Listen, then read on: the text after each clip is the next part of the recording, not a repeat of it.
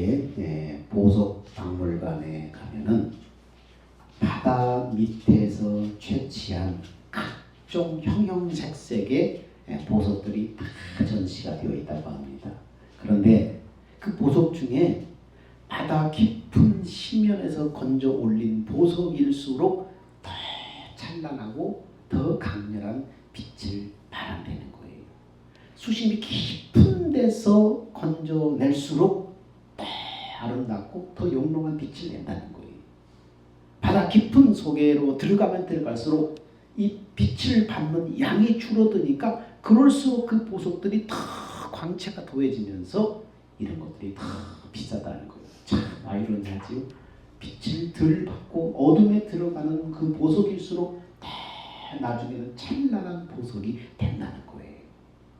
오늘 마가복음 1장에서 10장까지는 그 장이 더해져 갈수록 더 깊은 어둠 속으로 들어가는 느낌이 들어요. 오늘 마가복음 10장 32절에서 34절은 예수님이 자신의 십자가의 죽음을 예고하는 구절이 오늘 본문의 말씀입니다. 마가복음에는 예수님의 자신의 죽음을 예고하는 구절이 3번 나오는데 오늘 본문의 말씀은 마지막 그 3번째 구절인 것입니다. 특별히 예수님은 이 구절을 통해서 제자들에게 자신의 십자가의 죽음과 그 의미를 설명을 해주시는 구절입니다. 10장 32절에 이렇게 말씀하고 있지요. 예루살렘으로 올라가는 길에 예수께서 제자들 앞에 서서 가시는데 저희가 놀라고 쫓는 자들은 두려워하더라. 예루살렘으로 올라가는 길에 자기 스승이신 예수님이 앞장서서 데리고 가는데도 불구하고 뒤따라가는 제자들은 어떻게 해요? 놀라고 두려워하는 마음이 있다는 거예요. 대제사장과 서기관들과 또 이 예수 그리스도를 쫓는 사람들을 박해하고 핍박하고 어떻게든지 모함하고 계속 그랬잖아요. 그들의 무리 속에 그들의 본질 안으로 들어가는 것이기 때문에 제자들은 두려움 속에서 지금 따라가는 거예요. 여전히 제자들의 모습은 3년이 지났음에도 불구하고 아직도 다듬어지지 않고 서로 좌충 우돌 쓰러지고 넘어지고 계속 그런 모습입니다. 예수님을 따라가기는 하지만 그들의 마음속에는 여전히 불안함과 두려움이 가시지 않은 것입니다. 32절에 이에 다시 12제자를 데리시고 자기의 당할 일을 일러 가라사대 보라 인자가 예루살렘에 올라가노니 인자가 대제사장들과 서기관들에게 넘기움에 저기가 죽이기로 결단하고 이방인들에게 넘겨주겠고 이렇게 얘기를 하고 있습니다. 12제자를 데리고 가시기에 당할 일을 말씀하여 이르되 우리가 예루살렘에 올라가노니. 여러분 결국 주님이 예루살렘에 올라가신 뒤에 어떤 일이 벌어졌어요? 멸시와 조롱과 핍박과 그리고 붙잡혀서 십자가의 죽음과 십자가의 고난과 죽음으로 이어지잖아요. 여러분 사람들은 누구든지 올라가기를 애써요. 높은 자리, 더 좋은 자리에 올라가기를 힘쓰지만 하나님은 반드시 그 길 가운데에 내려가는 과정을 반드시 계획해 놓으시오. 예수님이 이 십자가를 통과한 후에 만왕의 왕으로 영광의 자리에 올라가잖아요. 근데 그 자리에 가기까지 내려가는 길을 예비해 놓으신 거예요. 사람도 마찬가지입니다. 하나님께서 여러분 영광의 자리에 올라가기 전에 내려가는 자리를 하나님께서 예비해 놓으신다는 거예요. 여러분 성경 속에 아브라함처럼 믿음의 조상으로 지칭받는 아브라함처럼 위대한 인물이 어디 있어요? 근데 아브라함은 어떻게 해요? 하나님의 복을 받아서 잘 나가다가 언제 최고로 내려갑니까? 언제 이 가슴을 찢고 정말 마음을 찢는 그 아픔과 통곡의 그 시절이 있었습니까? 하나님의 아들을 주신다고 약속하셨는데 나이가 100살이 되도록 아들이 없는데 하나님의 은혜로 말미암아 100세의 아들을 낳았어요. 근데 아들이 너무나 사랑스럽고 예쁘게 자라는 그 나이에 하나님 뭐라고 말씀하셔요? 네 아들 독자 이삭을 모리아산에서 번제물로 태워서 하나님 앞에 드려라. 여러분 이 얘기를 듣는 아브라함의 가슴이 어떠겠어요? 짐승도 아닌 그 눈에 넣어도 아프지 않는 아들을 죽여서 재물처럼 배를 갈라서 태워서 하나님 앞에 번제물로 드리라니, 이게 하나님의 말씀이 맞는 건가? 이렇게 말씀하신 분이 하나님인가? 믿음이 흔들렸을 거예요. 너무나 엄청난 그러한 내려가는 길, 신앙의 곤두박질을 치는 그 길이 아브라함에게 있었잖아요. 근데 아브라함이 그 길을 지나고 그 시험을 통과한 다음에 어땠어요? 믿음의 조상으로 우뚝 서잖아요. 아브라함의 후손을 통해서 예수 그리스도 메시아가 오잖아요. 성경의 인물 속엔 다 그래요. 모세는 어때요? 40살의 살인사건으로 광야로 도망했는데 무려 하나님께서 몇 살까지 양치기 목동으로 살게 하여 80살이 될 때까지 양치기 목동으로 지나게 하잖아요. 애굽왕 바로의 양자로 들어가서 왕자로서 다 누릴 건 누리고 그렇게 살았는데 살인사건에 휘말려가지고 광야로 들어가서 40년을 그냥 초야에 묻혀서 40년 동안 내리막길을 걸었잖아요. 근데 40년이 지났더니 어떻게 하나님이 그를 다시 들어올려서 하나님의 구속 역사에 이스라엘 사람들이 영웅처럼 맞드는 리더가 됐잖아요. 이스라엘 백성들을 출애굽시키는 리더가 되었잖아요. 여러분, 야곱은 어때요? 형 에서의 분노를 피해서 이역만리 삼촌집에 양치기 목동으로 20년 세월을 종처럼 살잖아요. 그런 다음에 하나님이 야곱을 쓰시잖아요. 어린 요셉은 어떻습니까? 형들의 시기심으로 애굽의 노예로 팔려가서 시리장 보디발의 집에 노예로 살다가 억울한 누명을 쓰고 감옥에 갇히고 30살이 될 때까지 가진 고생을 다 하잖아요.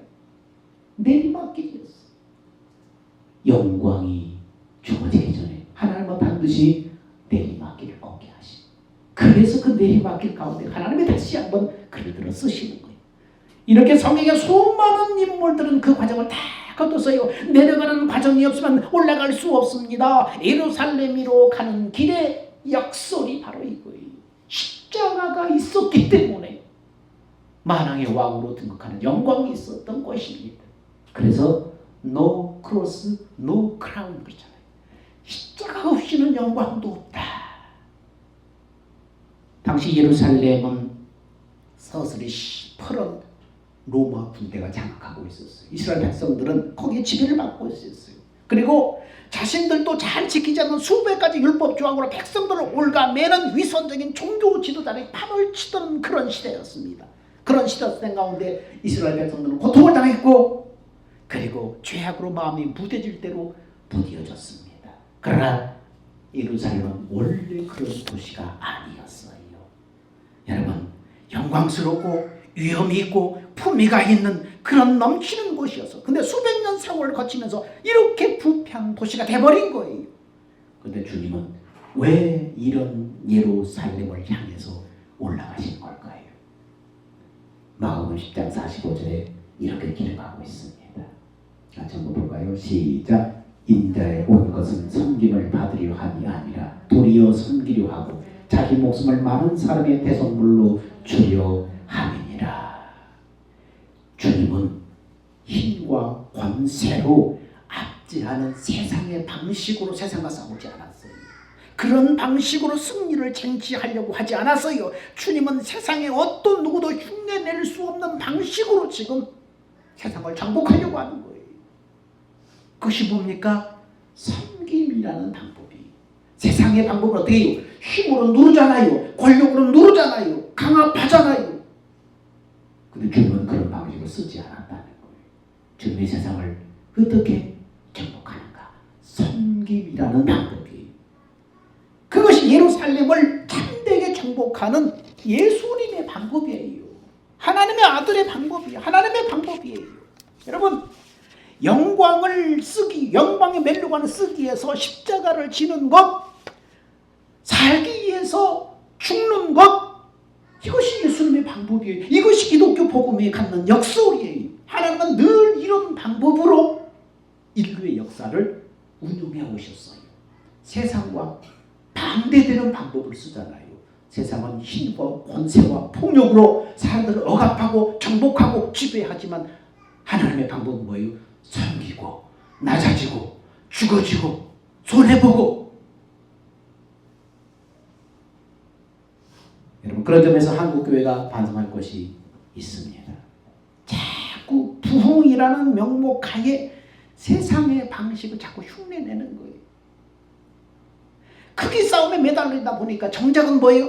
본질 싸움에서 패배해버리는 그런 형국입니다. 뉴욕에 티모시 켈러라고 하는 목사님이 계셨는데, 목사님이 목회하는 리디머 교회는 지금 미국에서 가장 복음적인 교회로 젊은이들의 각광을 받고 있습니다. 목사님의 신조는 간단맹명이에요. 목사님의 목회 철학은 뭐냐? 목회는 방법이 아니다. 목회는 세상의 어떤 그런 방법을 끌어들여 접목하는 방법이 아니다. 기독교의 본질인 복음으로 승부해야 한다. 이게 목회 철학이에요. 그리고 이 목회 철학을 가지고 창세기부터 요한계시록까지 하나님의 말씀만 가지고 듣든지 안 듣든지 계속 이 말씀만을 선포하는 거예요.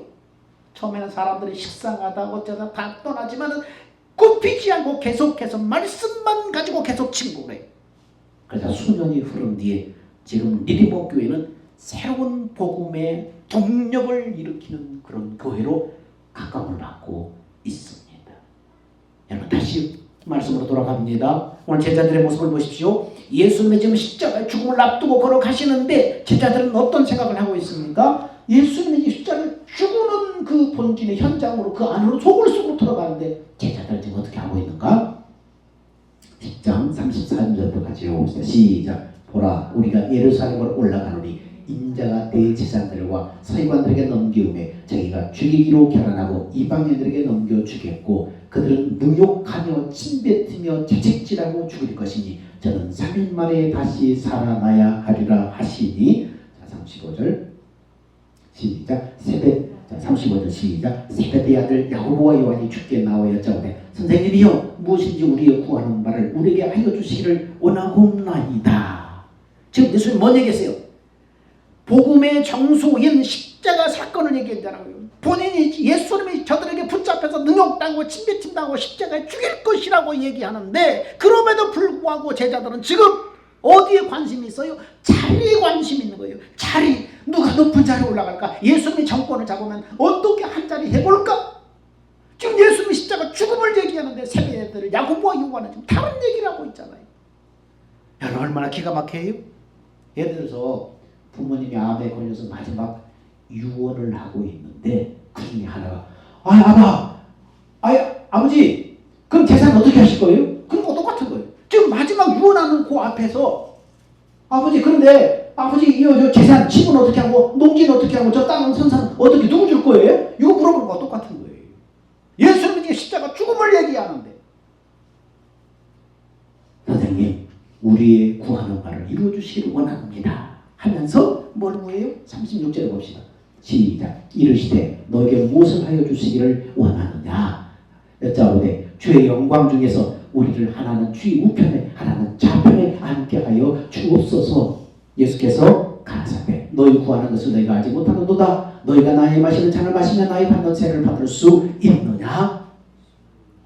자 39절 시작. 저희가 말하되 할 수 있나이다. 예수께서 이르시되 너희가 나의 마시는 잔을 마시면 나의 받는 세를 받으려니와 내 좌우편에 앉는 것은 나의 줄 것이 아니라 누구를 위하여 예비되었던 그들이 얻을 것이니라.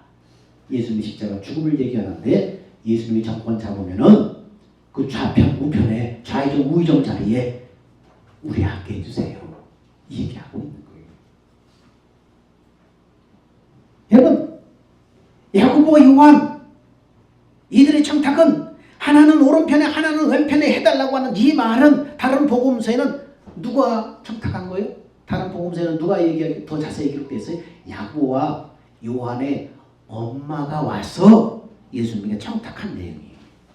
여기서 아마 치맛바람이 여기서부터 원조가 된 것 같아요. 여러분 학교 반장 선거 뭐 선거하면 계속 부모들이 막 치맛바람 날리잖아요.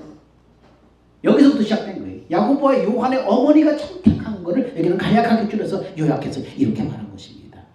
그래서 예수님이 제자들에게 중요한 질문을 던지죠. 38절에 너희는 내가 마시는 잔을 마시고 나의 받는 세례를 받을 수 있느냐. 그럴 때 야고보와 요한 형제는 뭐라 그래요? 자신 있게 네, 할 수 있습니다. 할 수 있습니다. 근데 이들은 뭡니까? 예수님이 그 질문의 의미를 제대로 파악하지 못하는 거예요. 그들은 영광을 구했지만 그 영광의 자리에 가기까지 어떠한 절차와 어떠한 과정을 겪어야 하는지를 모르는 거예요. 고난이 없으면 여러분 영광도 없는 거예요. 십자가 없으면 영광도 없는 거예요. 여러분 찬양의 그런 찬양이지요. 영광의 길 너 걷기 전에 갈보리 길 너 걸어라. 내 모든 것 주께 맡긴 후에 하늘문을 바라보라. 하늘 가는 다른 길 없네. 오직 예수 한 길. 갈보리 길 걸어가신 주 그 길 따라 너로 걸어가라. 영광만 바라보지 말라는 거예요. 하늘문 하늘 영광만 바라보지 말고 그 문을 바라보기 전에 네 모든 것 주께 맡긴 후에 주님께 하신 길을 따라가야 한다는 거예요. 우리 찬양하면서 찬양의 가사를 의미를 좀 새기면서 불렀나요? 영광은 거저 주어지는 길 아니에요. 고난과 역공과 내려지는 길, 낮아지는 길, 그 길을 가야만 영광이 주어지는 거예요. 이것이 주님의 방법이에요. 이것이 십자가의 방법이에요. 그래서 그런 영화도 있잖아요. 낮은 대로 임하소서. 예수님은 그런 그들을 야단치지 않고 그냥 암시만 해줍니다. 암시만 해요. 근데 나중에 여러분 어떻게 됩니까? 사도행전에 보니까 12제자 중에서 제일 먼저 순교하는 사람이 누가 돼요? 네 주님 할 수 있습니다. 나의 잔 마실 수 있느냐? 나의 세례 받을 수 있냐? 네 할 수 있습니다. 그 사람이 제일 먼저 순교해서 가장 짧은 인생을 살아요. 야고보예요. 야고보. 그렇게 자신만만하고 마실 수 있다고 의미도 모르는 채 그냥 자신이 있다고 내뱉은 야고보가 제일 먼저 순교하잖아요. 그리고 그에 반해서 제일 오래 산 사람은 또 누구예요? 그 야고보 형제 요한이에요. 요한은 어디에 기록되어 있어? pat모섬에 유배되어서 요한계시락이라는 걸작을 남기잖아요.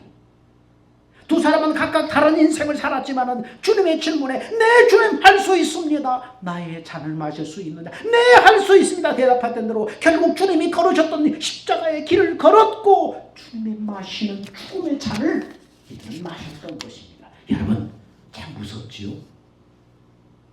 우리가 가끔 무슨 말인지도 모른 채 무심코 내뱉은 말이 애원이 되어버릴 때가 있어요. 여러분 그런 경우 있지 않아요? 내가 무심코 하고 무심코 대답했던 말이 그대로 돼버린 적이 얼마나 많아요. 우리 주변에 그런 일이 있어요. 그 말 조심해야 돼요. 저도 근래에 차를 끌고 다니다가 차 사고 나서 그랬죠. 누구 와서 앞에 반바 뒤에 반바 한 번씩 살짝 받았으면 좋겠다 그랬더니 진짜 차가 가서 받아버렸잖아요. 그래가지고 아빠가 뒷바가 다 갈고 병원에 입원했잖아요. 무심코 뱉은 말 조심해야 돼요. 우리 전재 목사님 가운데 한 60 됐을 때부터 나는 70살까지만 살 거예요. 저는 70살까지만 살 거예요. 주님이 70살에 데려가신다고 그랬어요. 막, 그런 식으로 막 얘기를 막 하고 다녀요. 근데 그분이 70살이 다 돼가는데 막 여기저기 맨날 아프기 시작하고 그리고 본인이 옛날에 그랬다고 70살까지 산다며요. 그러니까 이제 발뺌을 하는 거죠. 내가 그렇지 그래서 그런 소리 얘기 안 했지. 근데 다리도 아프고 여기도 아프고 뭐 힘없어서 뭐 걷지도 못하고 자꾸 그래요. 걱정이 돼. 본인이 그렇게 맨날 입만 뱉을 때마다 나 70세까지만 살 거예요 그랬는데 여러분 말을 해도 우리는 어떻게 해요? 소망의 말을 해야 돼요.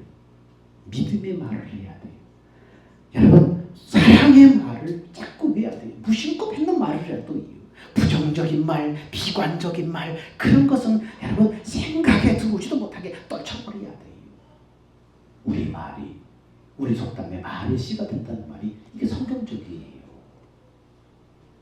야고보와 요한은 처음에 그 말이 무슨 의미인지 제대로 알지 못했을 거예요. 그래서 너무나 자신 있게 주님의 잔을 마실 수 있다고 대답할 수 있었습니다. 그 뒤 예수님의 십자가의 죽음과 부활과 승천을 겪은 다음에 성령의 임재를 통해서 주님이 하신 그 말씀의 진짜 의미를 깨닫게 된 거예요. 그리고 기꺼이 그 십자가의 길을 고백한 대로 십자가의 길을 따라간 거예요. 성령으로 깨닫게 하셨어요. 그때 대답했던 말이 무엇인가? 그런 뜻이었구나. 그러면서 그 말씀에 기꺼이 순종해서 죽음의 길을, 십자가의 길을 걸어갔던 것입니다. 여러분, 우리는 소망의 말, 믿음의 말, 그래서 하나님 앞에 영광의 자리로 나아가는 여러분이 되기를 축원합니다. 그런데 재밌는 것은 그 말을 들은 10제자들의 반응이에요. 12명의 제자 중에 야고보와 요한이 그런 대답, 하나님 주님의 좌편에 우편에 앉게 해주세요. 너희가 나 잔을 마실 수 있느냐? 네, 할 수 있습니다. 근데 그 말을 듣는 나머지 10명의 제자들의 반응은 어때요? 41절에 보니까, 자 시작. 10제자가 듣고 야고보와 요한에 대해 화를 내거늘 막 화를 내는 거예요. 왜 화를 냈을까요? 폴 트루니에라고 하는 심리학자는 그런 얘기를 했어요.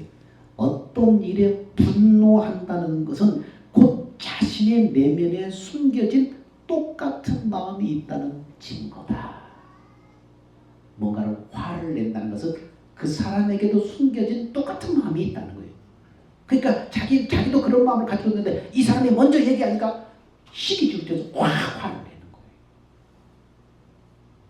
맞습니다.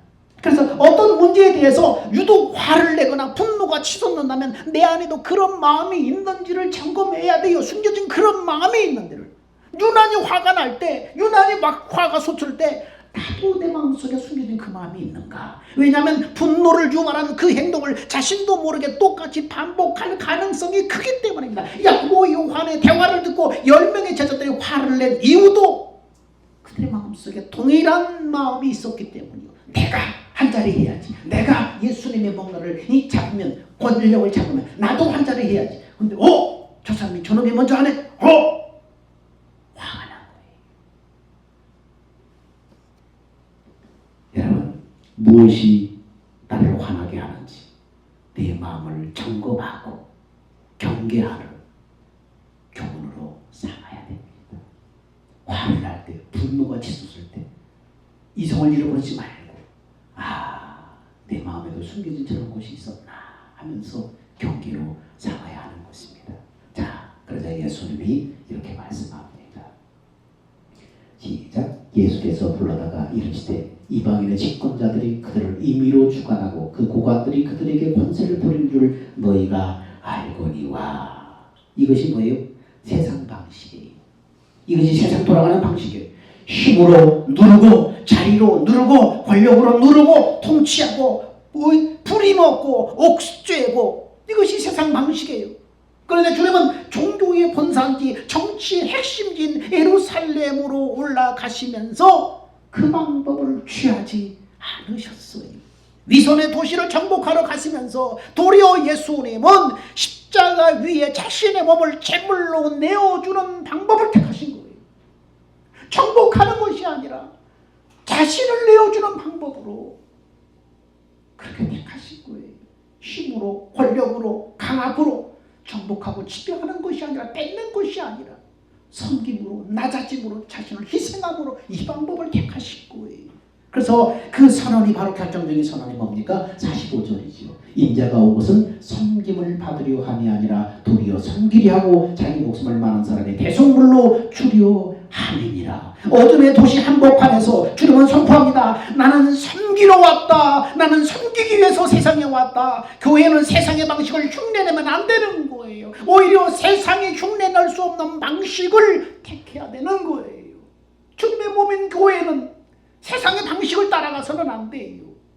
산산수훈을 보세요. 그 말씀대로 살면 철저히 손해보는 방식이잖아요. 왼편 때려거든 오른편 돌려대라. 오리를 가거든 옆뒤로 심리를 따라가라. 네 겉옷을 뺏으려고 하는 속까지 벗어줘라. 다 손해보는 방식이잖아요.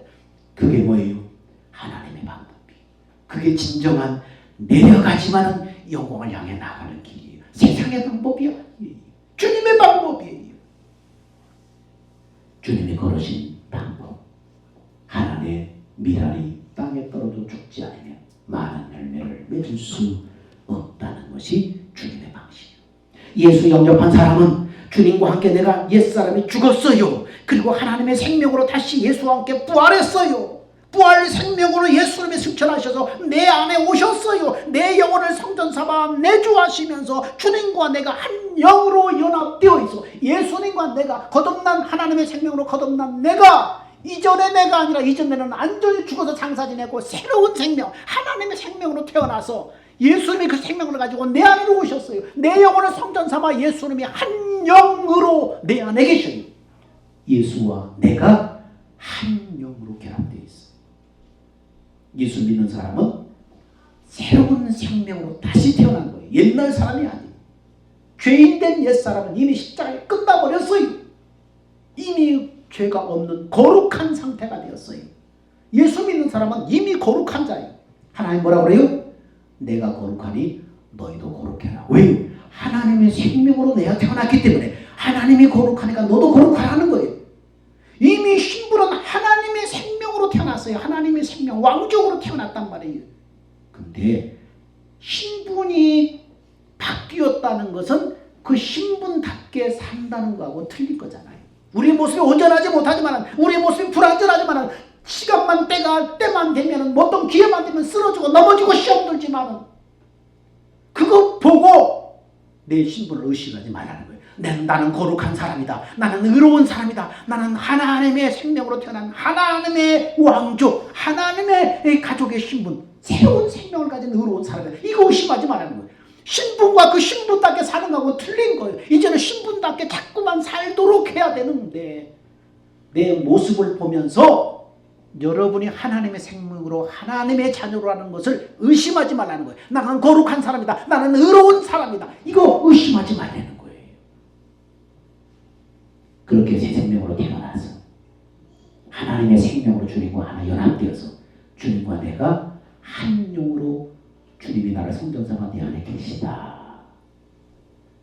내 안에 내가 하나님의 생명으로 태어나서 주님과 연합되어서 한 영으로 내 안에 있으면 동시에 내 안에는 어떤 본성이 있어요?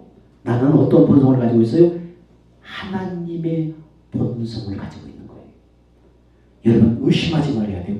내가 하나님의 생명으로 태어나서 예수님의 그 태어난 생명을 성전 삼아 하나 되어서 내 안에 있는데 그러므로 내 속에는 뭐가 있어요? 하나님의 본성, 주님의 본성이 내 안에 들어와 있음을 여러분 믿으시기 바랍니다. 여러분 본성과 캐릭터는 달라요. 본성. 우리는 원래 우리 자신을 말할 때 죄인의 본성을 말할 때 그런 타고난 본성대로 큰 죄인이지만은 끝났어요. 이제 우리는 어떻게 해요? 하나님의 생명으로 타고난 본성이 뭐예요? 하나님의 본성이 하나님의 본성, 예수님의 본성이 내 안에 있음을 여러분 믿어 의심하지 말아야 돼요. 이 본성과 캐릭터 성품하고는 틀린 거예요. 나중에 만들어진 캐릭터 성품하고 틀린 거예요. 타고난 본성이 뭐예요? 하나님의 본성이 내 안에 있음을 믿으셔야 돼요. 예수와 내가 한 생명으로 한 영으로 있다. 내 안에는 하나님의 본성이 있다. 이것을 믿음으로 바라보는 게 뭐예요? 믿음의 주요 온전케 하신 예수를 바라봐라. 그 말이에요. 이 본성을 바라보고 내가 하나님과 한 생명으로 되어 있고 내 안에 하나님의 본성이 있음을 믿고 나는 이런 사람인 걸 믿음으로 이 내 안에 예수를 바라볼 때 예수님이 그 믿음을 보시고 우리한테 뭘 줘요? 생각과 마음을 주시는 거예요. 그 본성에서 나오는 생각과 마음을 주시는 거예요. 우리는 그것을 따라서 살아가는 게 믿음으로 사는 거예요. 그것을 따라서 가는 게 주 안에 거하는 거예요. 이게 믿음으로 사는 것입니다. 그렇게 살 때 여러분 하나님의 본성에서 흘러나오는 생각과 마음을 내가 취하고 마귀가 떨어뜨려주는 육신의 생각과 마음을 거절해야 돼요. 하나님의 본성에 나오는 생각과 마음을 하잖아요. 근데 다른 생각이 들어오면 이건 하나님의 본성에서 나오는 생각이 아니야. 생각부터 이건 잘라내야 돼.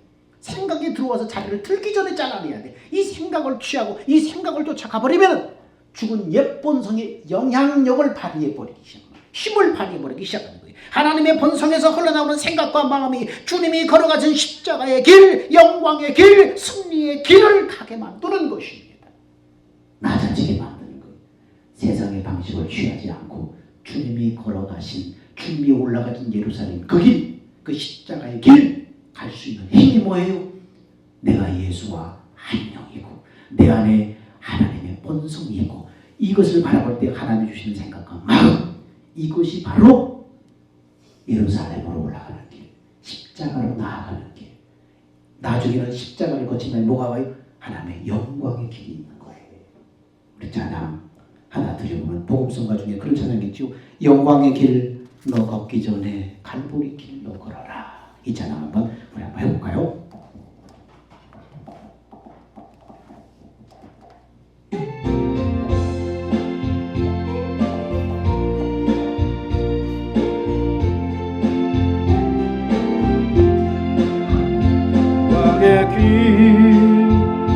너 걷기 전에 갈보리 길로 걸어라. 내 모든 것 주께 맡긴 후 하늘 문을 바라보라.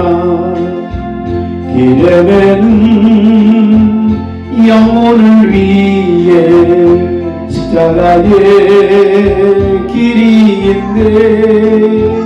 죄에 빠진 영혼을 위해 주님께서 피 흘렸네.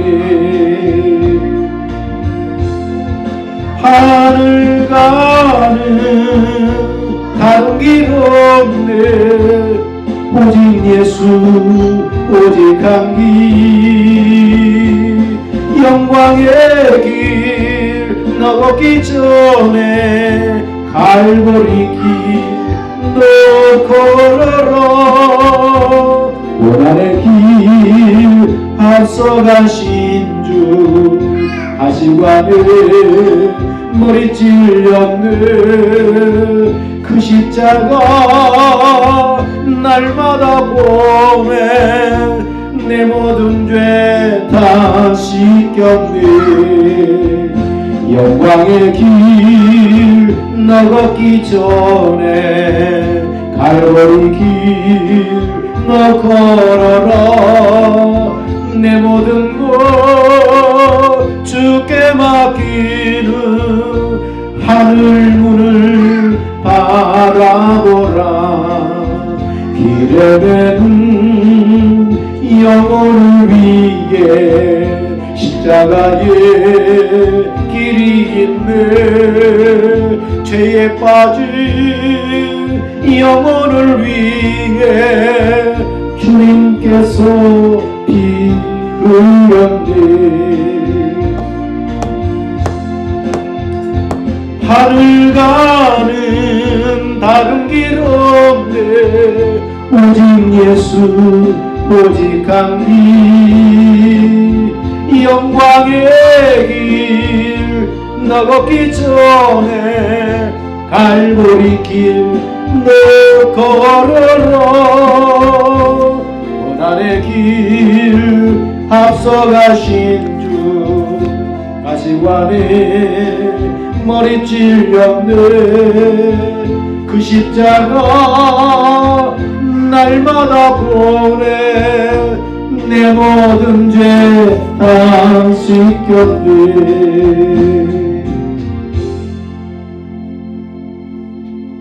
다시 기립합시다.